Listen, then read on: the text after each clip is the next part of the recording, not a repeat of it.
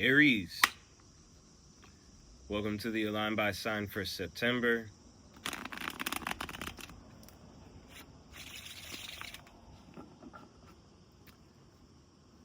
Excited to see what's on the table for y'all this month. All right, Aries, there's a lot of possibility on the table as far as accomplishment and kind of like reaching an end goal. But there's definitely some things to look out for, obstacles to be averted. Is that obstacles to be avoided? So Queen of Wands is a card that tells us we have a lot of pent-up energy. You know, I talked earlier in the main reading about August being this month of kind of like almost like a smothering, right? Where it's like where we normally maybe would be a lot more lit up with flame, and it feels like it's not safe to burn that brightly. And because of that, moving forward can be difficult for Aries because we rely so much on the flame. We rely so much on the charge, on, you know, that emotional response. And when things have been like dampened, it can almost feel like our motivations are like muted. And the other thing is we've been trying to hold it together. Six of Coins shows up in the past, and it's like there has been a lot of opportunities for us to lend ourselves out, help, you know, other people get their things together, get their structures correct. And because of that, it can feel like we're a little bit exhausted. There's some delayed grief that we're not properly dealing with the Five of Cups underturned in the subconscious. And I think that it's okay to cry. It's okay to feel helpless. It's okay to kind of let go of the need for a solution or a response.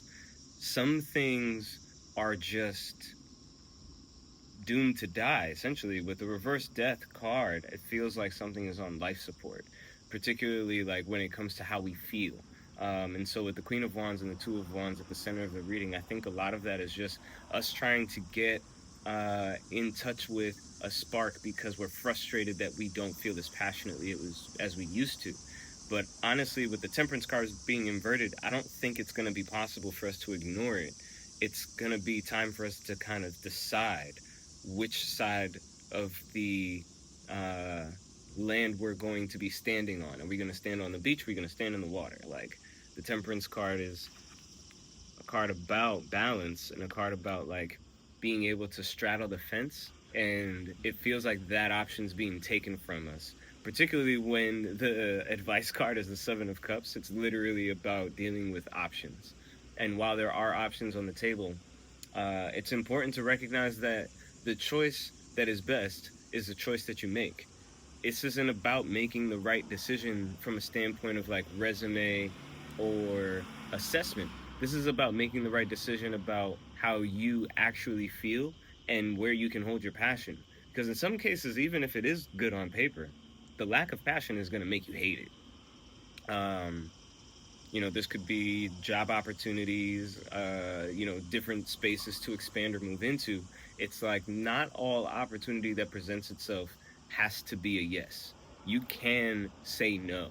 As an Aries, I think saying no to challenge, saying no to opportunity, saying no to open doors and open gates can be difficult because there's so much associated with binding when it comes to closed doors. There's so much associated with, you know, frustration around gatekeeping. And some gates you just don't need to walk through. Particularly when other people can't even be real with themselves about how they're like scared of their own shadow. You know, there's energies that are coming in from the outside where because people are afraid of their own ineptitude, they're not being forthcoming, and it's causing you to kind of have like a confused feeling around safety, like what's going on, right? And so with the outcome being the Emperor overturned, it kind of makes me feel like at the end of all of this, there's your things to worry about, and then there's things to worry about.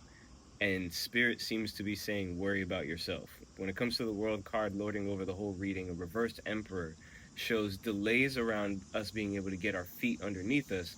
But I think more importantly, it brings our attention to where we need to focus, where we need to get a solid standing. And it's not going to come from the outside. We need to pick ourselves up and stand up in order to be really as tall and as powerful as we're supposed to be. I think the Emperor might have something to do with the Aries card in general, if I'm being real. I could be wrong. Um, I'll double check that by the time I make it back to the edit, and I'll add a little note. Oh, yeah, the card that flew off the table was the Two of Wands, and that just says to me, well, you don't need to be concerned about the next step. We just need to be worried about this step. Hope it helps.